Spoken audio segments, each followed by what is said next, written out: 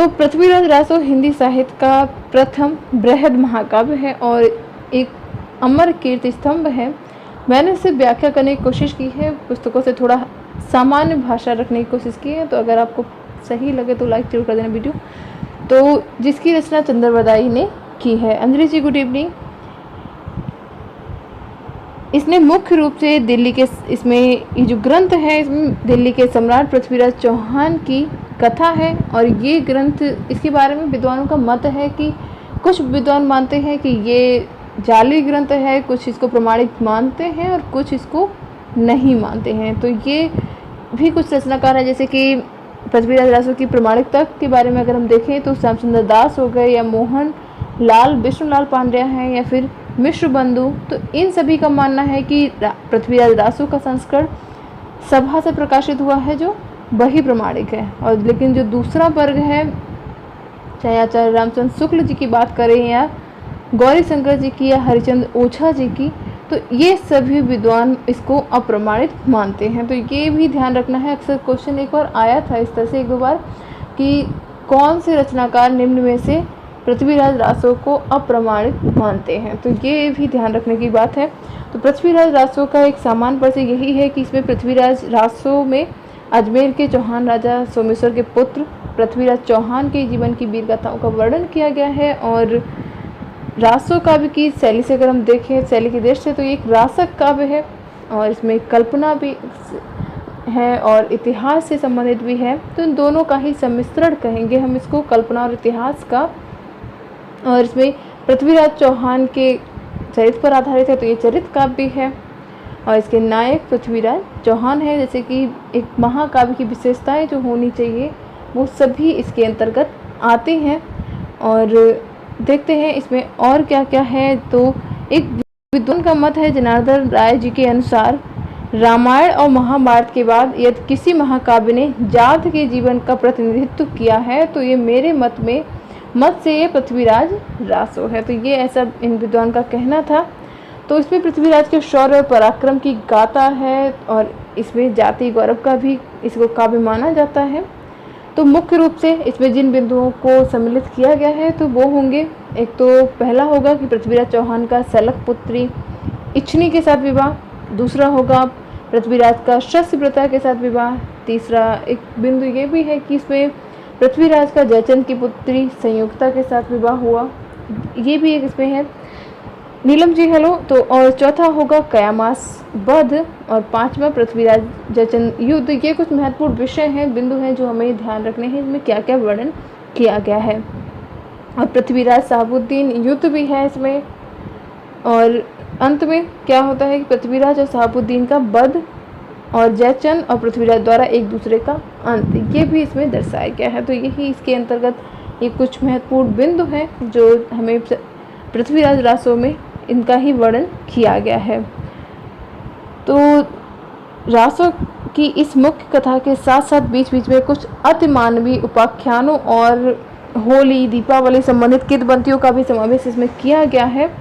और पृथ्वीराज रासो की कथा प्रधानतः सुख और सुखी के संवादों के द्वारा बतलाई गई है। ये भी ध्यान रखें किसके द्वारा बतलाई गई है, ये सुख सुखी के द्वारा बतलाई गई थी। तो हैं तो बातें छोटी छोटी सी, लेकिन ये भी महत्वपूर्ण हो जाती हैं। अगर हम इनको इग्नोर करेंगे तो ऐसे काम नहीं चलने वाला है। तो पृथ्वीराज रासो की प्रमाणिकता को लेकर मैंने बताया विद्वानों में मतभेद रहा था। तो उनमें से चाहे रामचंद्र शुक्ल जी हो या फिर कविराज श्यामल दास जी हैं, गौरीचंद ओझा जी, ये सभी उस वर्ग के अंतर्गत आते हैं जो इसको अप्रमाणित मानते हैं, विशुद्ध मानते हैं और एकदम जाली मानते हैं। इनको जरूर याद रखना है हमें। और कुछ विद्वान, जैसे कि हमने बात की थी हजारी प्रसाद द्विवेदी की या फिर श्याम सुंदर दास की, तो ये लोग भी पूर्णतः इसको ऐसा नहीं मानते कि प्रमाणित ग्रंथ है। उन्होंने कहा है कि अंशतः प्रमाणिक है। तो ये भी ध्यान रखें बात। तो वैसे तो विवाद इस पर रहा है कि प्रमाणित है या नहीं है, लेकिन फिर भी उसमें जाति गौरव के साथ जो एक उत्कृष्ट काव्य हमें दिखता है उसी के लिए ये बहुत महत्वपूर्ण है। तो बात करेंगे पृथ्वीराज रासो के रचयिता के बारे में।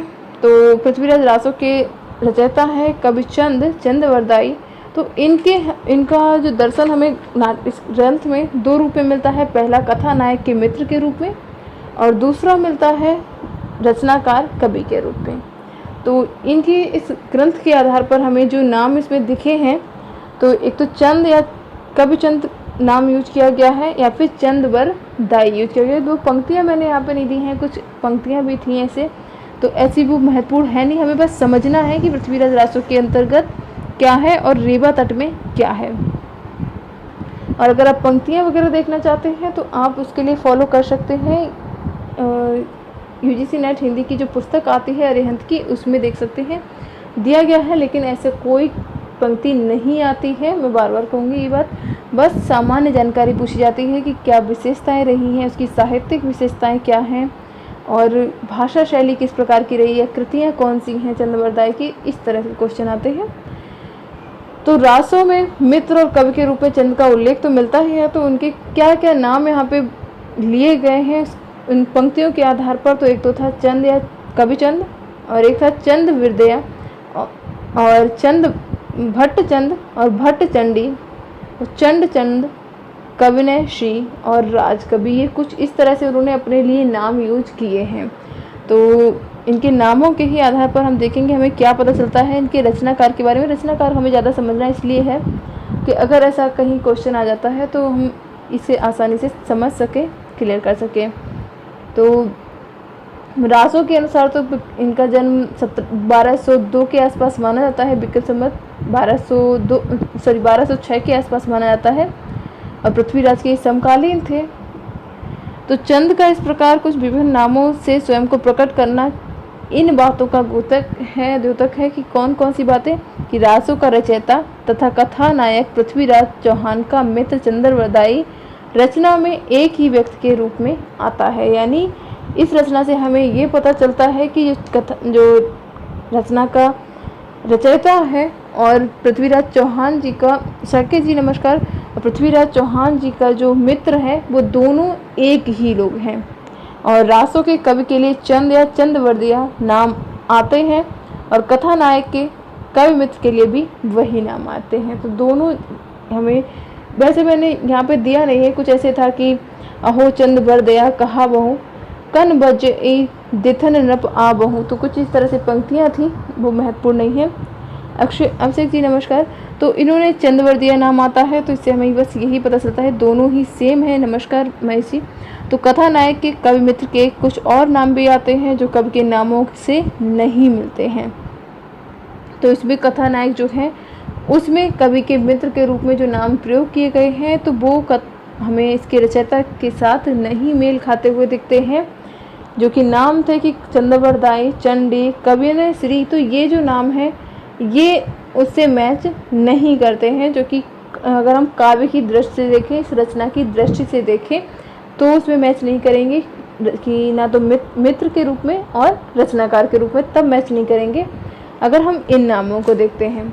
बाकी चंद वगैरह तो उन्होंने प्रयोग किया है, तो हमें यही पता चलता है एक तो कि रचयिता जो थे चंदवर दाई वो पृथ्वीराज के मित्र एक ही लोग थे, दोनों ही बात है, रचनाकार और मित्र दोनों एक ही थे और जिसका नाम बहुत जगह पे इस रचना में लिया गया है। तो अब हम देख लेते हैं पृथ्वीराज रासो का रचनाकाल।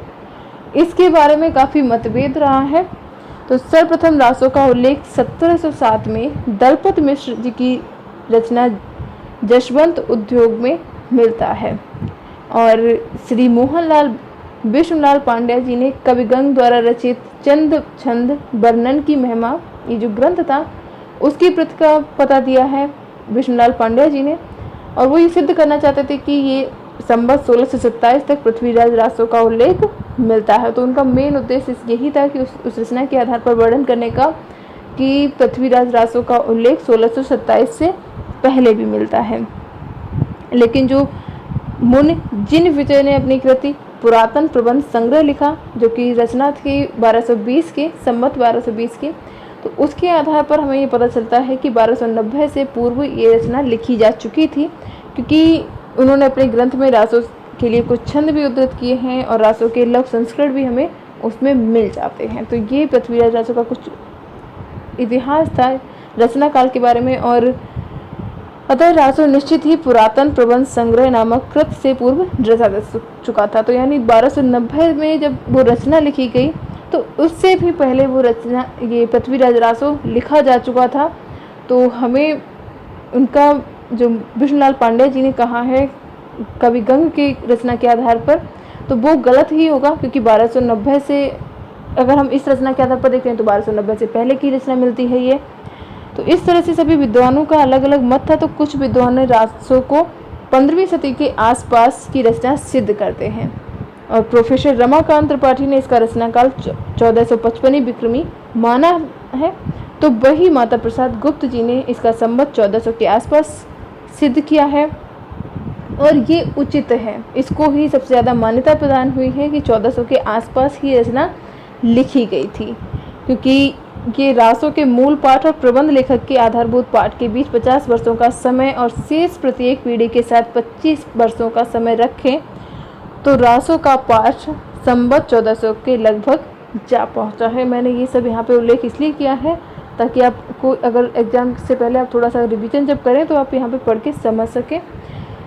और इस प्रकार सभी दृष्टियों से विचार करके पृथ्वीराज रासो की रचना संवत 1400 के लगभग हुई मानी जा सकती है, इससे पूर्व की नहीं मानी जाएगी। तो ये बिल्कुल ध्यान रखें। और वैसे तो विद्वानों, अलग अलग विद्वानों का मत है। किसी ने कहा था कि पृथ्वीराज रासो में 11वीं शताब्दी की भारतवर्ष का पूर्ण चित्र है, तो ऐसा गार्सदा तासी का कहना था। तो सभी विद्वान अपना अपना मत रखते रहे हैं, लेकिन हमें अभी पहले समझना था कि पृथ्वीराज रासो का रचना काल क्या है, इसके बारे में मतभेद रहा। तो अब ये समझ में आया है कि ये 1400 के आसपास की रचना है।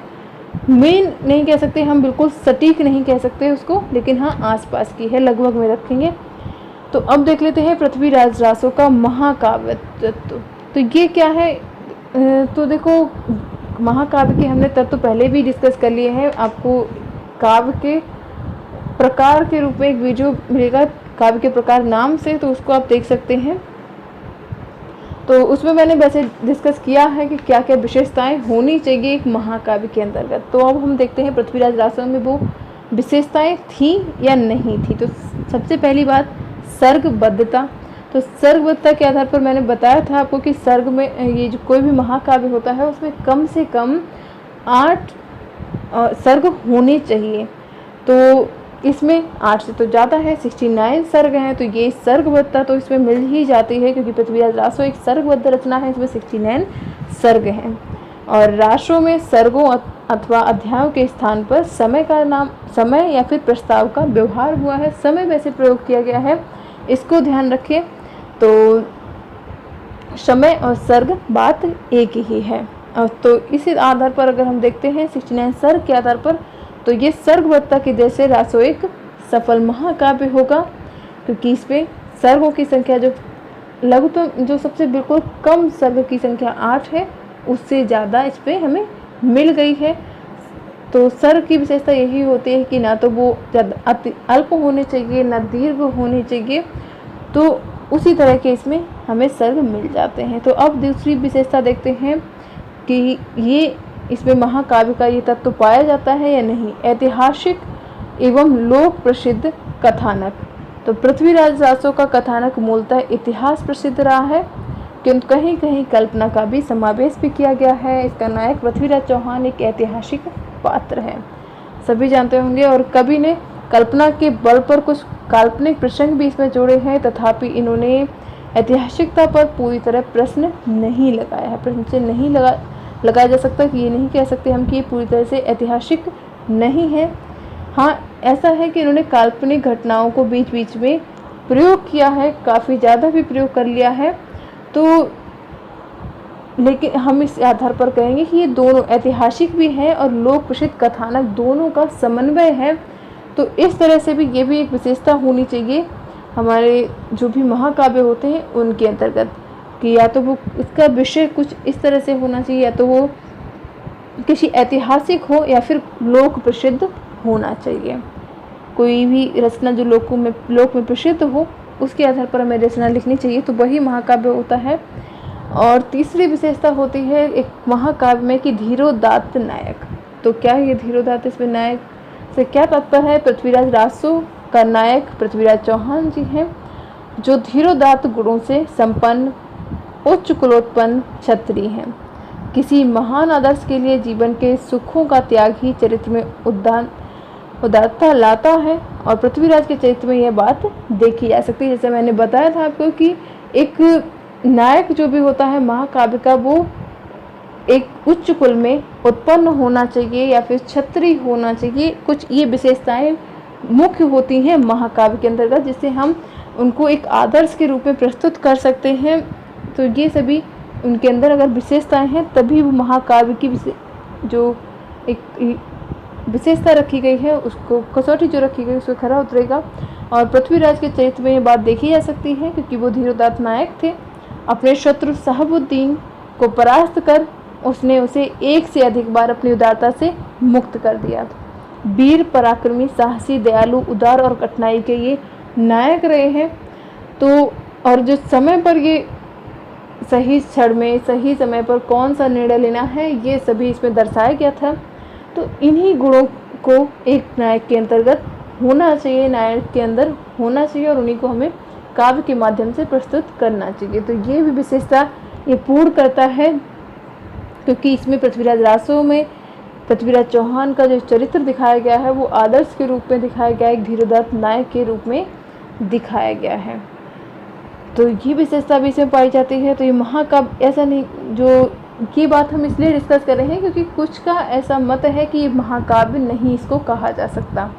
तो इसलिए हमें ये डिस्कस करना महत्वपूर्ण हो जाता है कि ये महाकाव्य है या नहीं है, और अगर है तो इसमें किस आधार पर है। तो अब चौथा विशेषता क्या है कि रस निर्वाह। तो पृथ्वीराज रासो एक रस प्रधान ग्रंथ है। यद्यपि इसमें श्रृंगार रस की प्रधानता है, किंतु वीर रस अंगी रस बनकर उभरा है। तो श्रृंगार रस की इसमें प्रधानता रही है सॉरी जबकि श्रृंगार रस है भयानक, विवश, ये सभी रस सूक्ष्म रूप में इसमें उपस्थित हैं। तो रस तो काफ़ी इसमें प्रयोग किए ही गए हैं, और अन्य रसों के सहयोग से इसमें वीर रस की परिपुष्टि हुई है। उत्साह का जैसा पूर्ण और परिष्कृत चित्र इस रचना में उपस्थित है, वैसा कहीं अन्य नहीं दिखा है। और अतः इस आधार पर हम कह सकते हैं कि रस निर्वाह की दृष्टि से पृथ्वीराज रासो एक सफल महाकाव्य है। तो इसमें रस निर्वाह भी बहुत अच्छे से हुआ है, जो जैसा एक विशेषता होनी चाहिए कि जैसे महाकाव्य में श्रृंगार रस, वीर रस और शांत रस, इन तीनों में से किसी एक रस की प्रधानता होनी चाहिए। तो इसमें वीर रस की प्रधानता रही है, तो ये इस कसौटी पे भी खरा उतरता है। तो महाकाव्य के आप ध्यान रखें, 3 रसों की प्रधानता उसमें जरूर होनी चाहिए। तीनों में से किसी एक की, जैसे श्रृंगार, वीर और शांत, 3 में से एक की होनी चाहिए। तो इसमें वीर रस की प्रधानता है, तो इसलिए ये रस निर्वाह भी कर रहा है। और 5वीं विशेषता है चतुर्वर्ग में से एक फल की प्राप्ति। तो महाकाव्य में धर्म, अर्थ, काम, मोक्ष, इन चतुर्वर्ग में से कोई एक फल का प्राप्त होना आवश्यक होता है। और फल प्राप्त की दृष्टि से देखा जाए तो रासो का उद्देश्य धर्म और मोक्ष प्राप्त रहा है। तो ये महाकाव्य की विशेषता होती है कि एक धर्म, अर्थ, काम, मोक्ष में से किसी एक फल की प्राप्ति होनी चाहिए, और वो विशेषता इसमें पूर्ण होती दिखती है। तो धर्म और जीवन उत्कर्ष के लिए नायक युद्ध में कूद पड़ता है, जैसे पृथ्वीराज चौहान जी के बारे में इसमें वर्णित किया गया है। तो नायक वही हैं इसके, और अंत में चंद की युक्तियों से अधर्मी शत्रु का संहार भी कर पाते हैं, और वे धरती को वीर बधु के समान उत्फुल्ल करने में सफल होते हैं। तो रासो के अंत में हमें यही धर्म, अर्थ, काम, मोक्ष का संकेत मिल जाता है। अधर्म का वो नाश कर देते हैं, दुश्मन को मारते हैं। तो इस प्रकार स्पष्ट है कि रासो की रचना का उद्देश्य धर्म और मोक्ष की प्राप्ति रहा है, और उसको संपन्न करने में कवि को पर्याप्त सफलता मिली है। तो ये भी एक विशेषता है इसकी, क्योंकि देखो जहाँ पे इसमें एक युद्ध होता था, जैसे पहला एक जगह पे युद्ध हुआ था, जैसे बड़े हम युद्ध की ही बात कर लें चलो। तो पहला युद्ध इसमें हुआ था कि संयुक्ता के कारण नहीं हुआ था। तो ये शायद मुझे सर्क में थोड़ा सा ध्यान नहीं आ रहा है, तो संयुक्ता के लिए ही शायद हुआ था पहला युद्ध इसमें इस ग्रंथ में। तो उनके इज्जत की रक्षा करने, मान की रक्षा करने के लिए वो लड़ जाते हैं युद्ध में। तो ये भी दर्शाया गया है इस ग्रंथ में, तो ये भी एक विशेषता होनी चाहिए। तो और दूसरी बात, दूसरी जगह जब वो युद्ध करते हैं तो वो देश की रक्षा के लिए उतरते हैं युद्ध में। तो पहली जगह जहाँ पे वो स्त्री के मान के लिए युद्ध में उतरते हैं पृथ्वीराज जी, और दूसरी जगह वो देश की रक्षा के लिए उतरते हैं। तो ये दोनों विशेषताएं जो हैं उनका उद्देश्य धर्म का, अर्थ और काम, मोक्ष, इन सभी को ध्यान में रखकर किया गया है। तो ये इस आधार पर भी रचना प्रमाणित कही जाएगी। ऐसा नहीं है कि ये महाकाव्य नहीं है। इसको आपको यहाँ से क्लियर होता जा रहा होगा कि इसको हम महाकाव्य कह सकते हैं और कहेंगे ही। और सर्गों में छंदबद्धता, तो एक विशेषता ये होती है कि प्रत्येक छंद जो भी महाकाव्य में प्रयोग हो रहा है तो वो हर एक दूसरे से, जैसे कि पहला छंद है तो वो दूसरे से संबंधित होना चाहिए। दूसरा अगर हम लिख रहे हैं तो दूसरे को पहले से भी कुछ उसका संबंध आगे वाले से भी होना चाहिए, और तीसरा अगर हम छंद कोई लिख रहे हैं तो तीसरे से भी उसका कुछ संबंध होना चाहिए। ऐसा नहीं होना चाहिए कि कुछ ऐसी रचना लिख रहे हैं जिसमें पहला छंद कुछ अलग है, दूसरा अलग है, तो वो सर्ग के ये महाकाव्य के अंतर्गत नहीं आएगा। तो रासों का जो प्रत्येक सर्ग है उसमें एक से एक नहीं बल्कि वर्णों के अनुकूल अनेक छंदों का प्रयोग हुआ है। जहाँ युद्ध वर्णन में छप्पे का प्रयोग किया जा रहा था, कुंडलियों का, पद्धति, नाचार, बिज्जू, इन सभी का प्रयोग किया जा रहा था। वहीं श्रृंगार और सौंदर्य वर्णन में दोहा, उक्ति जैसे छंदों का प्रयोग हो रहा था। तो रासों के प्रत्येक सर्ग में हमें एक से अधिक छंदों का वर्णन मिल जाता है, जिसे रासों को छंदों का म्यूजियम कहा जा सकता है। तो ऐसा भी कहा गया था, रासों को छंदों का म्यूजियम कहा गया है। तो ये भी विशेषता जिसका तो एक लास्ट विशेषता और देख लेते हैं जो कि है शैलीगत विशेषताएं। तो रासों के प्रारंभ में रासोकार ने क्रमशः ओमकार की, गुरुदेव की, विष्णु की छंदों में स्मृति की है। तो ये विशेषता सबसे पहली होती है कि जब भी हम कोई रचना लिख रहे हैं, महाकाव्य लिख रहे हैं, तो वो मंगलाचरण से प्रारंभ होना चाहिए। महाकाव्य की ये विशेषता होती है। तो इसमें भी ये विशेषता है। रासों के प्रारंभ में ही हमें ओमकार की और गुरुदेव की और विष्णु की स्मृति मिल जाती है छंदों के रूप में, और अंत में भरदानी स्वामी ब्रह्मा को भी नमस्कार किया गया है। तो ये समिष्ट रूप से देखा जाए तो कहा जा सकता है कि पृथ्वीराज रासों में महाकाव्य के प्रत्येक लक्षणों का निर्वाह हुआ है। तो इसके बाद एक तो इनके रचनाकार डिस्कस हो चुके हैं। रचनाकार से संबंधित कोई आपके मन में कोई संशय नहीं रह गया होगा। दूसरा कि अगर ये महाकाव्य है या नहीं है, इस बारे में भी बिल्कुल कोई संशय नहीं रह गया होगा। तो अब बस देख लेते हैं पृथ्वीराज रासों का काव्य सौंदर्य। तो क्लास थोड़ी बड़ी होगी, 15 मिनट तो और लग ही जाएंगे। तो पृथ्वीराज रासों का काव्य सौंदर्य की बात करें तो ये महाकाव्य तो माना ही जाता है, हिंदी साहित्य का पहला महाकाव्य माना जाता है। चंद्रबदाई ने इसको लिखा था और ये लगभग इसमें 2500 पृष्ठों का बृहद ग्रंथ है, जिसमें दिल्ली नरेश पृथ्वीराज चौहान के जीवन की महत्वपूर्ण घटनाओं का वर्णन किया गया है और ये एक चरित्र काव्य है। तो इसकी काव्य सौंदर्य क्या है? रासों का भाव पक्ष विस्तृत है। इसमें वर्णन विस्तार के साथ साथ भावों एवं रसों का सुंदर परिपाक किया गया है। तो हमें ये, अगर हम समझना चाहें भाव पक्षों को, तो उन्हें हम कुछ शीर्षकों जो यहाँ पे दिए गए हैं उनके आधार पर समझ सकते हैं। जैसे कि पहला है वस्तु वर्णन। तो रासों में वस्तु वर्णन और भाव अभिव्यंजना दोनों ही उत्कृष्ट रूप से हमें दिखती है। तो रासों की मूल कथा जो पृथ्वीराज के जीवन से संबंधित थी, उनकी जीवन की गाथा है और उनसे संबंधित घटनाओं का इसमें वर्णन किया गया है। और अगर बात करें चाहे व्यूह वर्णन हो, युद्ध वर्णन हो, विवाह वर्णन, सभी कुछ इसमें, या फिर 12 मासा या सप्तऋत वर्णन, सभी का इसमें वर्णन किया गया है बहुत सुंदरता के साथ। और चाहे उत्सव की बात करें तो विभिन्न जो उत्सव होते थे देश में, उनका वर्णन किया गया है, रीति रिवाजों का वर्णन किया गया है। तो सभी कुछ एक विस्तृत रूप में इसकी रचना की गई थी। 2500 पृष्ठों का ये बृहद ग्रंथ है जिसमें 69 सर्ग हैं। तो इसमें समूचे विस्तार का हमें यहाँ पर डिस्कस नहीं कर सकते कि पूरा इसमें क्या क्या चीज़ें हैं। एक सामान्य अर्थों में हम समझ सकते हैं कि वस्तु वर्णन बहुत अच्छे से किया गया है, युद्ध का वर्णन बहुत अच्छे से किया गया, वर्णन बहुत अच्छे से किया गया है हर चीज़ का। तो जहाँ पे अगर हमें रासों में 2 युद्धों का वर्णन बहुत सजीवता के साथ मिलता है, एक तो पृथ्वीराज जयचंद का युद्ध वर्णन दूसरा शहाबुद्दीन पृथ्वीराज का वर्णन। तो ये दोनों बहुत सुंदरता से बिल्कुल सजीवता से प्रदर्शित किए गए हैं। तो यही होता है वस्तु वर्णन के अंतर्गत आती हैं चीज़ें कि जहाँ पे हम 12 मासा का वर्णन हो या युद्ध वर्णन या किसी भी चीज़ का वर्णन बहुत सुंदरता से कर पाते हैं। तो ये भावपक्षी सौंदर्य होता है। दूसरा नक्सिक वर्णन की अगर बात करें तो रासो अपने नक्सिक वर्णन के कारण हिंदी काव्यों में अपनी एक अलग ही छाप छोड़ता है।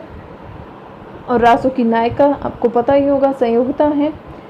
और तो कवि ने उनके नक्सिक वर्णन, उनके सभी अंगों का उपांगों का इतना अच्छे से वर्णन किया है, चित्रण किया है कि हमें ऐसा लगता है कि वास्तव में हम उनको ही देख रहे हैं, उनको बिल्कुल समझ पाते हैं, बिल्कुल वैसा ही अनुभव कर पाते हैं कि वो किस तरह की रही होंगी। तो जिस तरह से उन्होंने वर्णन किया था कि कई जगह पंक्तियाँ तो मुझे ऐसे याद नहीं हैं, तो संयुक्ता की माला का ही वर्णन किया था। तो कवि ने उसको कामदेव के धनुष से उसकी उपमा दे दी थी। तो इस तरह से कुछ वर्णन उन्होंने किए थे। जब आँखों का वर्णन करते थे, नेत्रों का वर्णन करते थे, उसको भी बहुत सुंदर तरीके से खंजन वत्स करके कुछ ऐसे वर्णन किया था उन्होंने। तो एक और भावपक्षी सौंदर्य का विवेचन कर लेते हैं, वो है रूप और सौंदर्य वर्णन। तो बात वही है, नक्सिक वर्णन वहाँ पे किया गया था और रूप और सौंदर्य का चित्रण तो इसमें किया ही गया है। तो सबसे अधिक अगर कवि ने सुंदरता से वर्णन किया, सबसे अच्छे से किसी चीज़ का वर्णन किया है तो वो सौंदर्य चित्रण ही इसमें किया है, चाहे वो नारी का हो और चाहे वो प्रकृति का हो, दोनों का ही उन्होंने बहुत ही सुंदरता से वर्णन किया है। जहाँ पे संयुक्ता और पद्मावती दोनों के प्रेम प्रसंगों में नारी सौंदर्य का उन्होंने सजीव वर्णन किया था, वहीं पे उन्होंने प्रकृति का भी सजीव चित्रण अपनी रचना में किया है। तो जैसे गंगा में जल को बढ़ते हुए देखकर उसका वर्णन कर दिया बहुत सुंदरता से। तो यही भावपक्षी सौंदर्य के अंतर्गत आती हैं चीज़ें। एक प्रकृति वर्णन भी बात अभी हमने कर ही ली है। तो रासो में जैसा प्रकृति वर्णन किया गया है वैसा हमें कहीं और नहीं मिलता है, ऐसा विद्वान कहते हैं। रासो हमने नहीं पढ़ा है इतना ज़्यादा, तो कुछ हम उनके छंद पढ़ते हैं तो उनसे पता वाकई चलता है कि इतनी सुंदरता से उन्होंने वर्णन किया था। जैसे कि बसंत ऋतु का भी वर्णन करते थे तो बहुत सुंदर से, जैसे कदम फूल चुके हों, इस तरह से कहते थे, या भंवरे भाव मस्त होकर झूम रहे हैं, इस तरह की चीज़ें उस काव्य में उन्होंने प्रयोग की थी। वैसे मुझे पंक्तियाँ यहाँ पे ऐसे याद नहीं रहती हैं, पंक्तियाँ याद रहेंगी भी नहीं, इतने ज़्यादा है उसमें। तो भाव और रस निरूपण की अगर बात करें तो रासो एक युद्ध प्रधान काव्य ग्रंथ है और पृथ्वीराज के जीवन से संबंधित सभी युद्धों का उसमें वर्णन किया गया है और युद्धों के माध्यम से उन्हें एक आदर्श और वीरता का उनका चित्रण किया गया है। समाज जो भी पाठक हैं उनको ये दर्शाया गया है कि उनको ऐसा लगता है कि वो बिल्कुल पृथ्वीराज जी के जब रचना पढ़ते हैं तो उनको ऐसा फील होता है कि शायद वो स्वयं अनुभव कर रहे हैं, स्वयं वो उस समय वहाँ पे मौजूद हैं, हूबहू उसी तरह से अनुभव कर पाते हैं जैसा कवि ने वहाँ पे वर्णन किया है। तो यही बस भाव और रस निरूपण भी किया गया है अलग अलग जगह पर, जैसे चाहे वीर रस का और श्रृंगार रस का वर्णन हो तो सभी का अलग अलग तरह से प्रयोग किया गया है जहाँ पे जिसका प्रयोग करना चाहिए था। तो अब देख लेते हैं कला पक्षी सौंदर्य। कुछ भाव पक्षी तो देख ही लिया है, तो रासो कला की दृष्टि से भी एक उत्कृष्ट रचना है और रासो के कला पक्ष में डॉक्टर गोविंद राम शर्मा जी की मान्यता थी। वो देख लेते हैं क्या कहा इन्होंने कि सशक्त तथा भावपूर्ण भाषा, अलंकारों की स्वाभाविक योजना, भावानुकूल छंद योजना द्वारा रासो की काव्य शैली में अनेक मनोरमता एवं शालीनता आ गई है। विषयानुसार चंद की काव्य शैली भी अपना रूप बदलती हुई दिखाई देती है। बीदस के प्रसंग में ओजपूर्ण और श्रृंगार प्रसंग में माधुर्य गुण को अपनाती है और ये पाठक के हृदय को अनायास ही अपनी ओर आकृष्ट कर लेती है। तो यानी जब जैसे उन्हें स्थिति आती थी, जब जैसे भाषा उनको प्रयोग करनी होती थी, स्थिति के अनुरूप वो उसका प्रयोग करते थे। तो यही कला पक्ष के अंतर्गत वही आता है। जैसे भाषागत सौंदर्य आ गया, तो इसमें रासो काव्य की भाषा की सबसे बड़ी विशेषता यही थी कि इसमें भाषा का एक रूप हमें नहीं दिखता है। भाषा की एकदम खिचड़ी सी देखने को मिल जाती है, जैसे क्योंकि उसमें हमें वैदिक, संस्कृत, पाली, पैशाची, मागधी इन सभी भाषाओं के शब्द मिल जाते हैं, भारतीय भाषाओं के शब्द मिल जाते हैं, चाहे गुजराती, राजस्थानी, इन सभी के। तो भाषा रासो की प्रधानता तो पिंगल की ही है, डिंगल की नहीं है। और पिंगल जिसे कहते थे अपभ्रंश मिश्रित ब्रज भाषा को पिंगल कहा जाता था। तो यही इसकी भाषा रही है।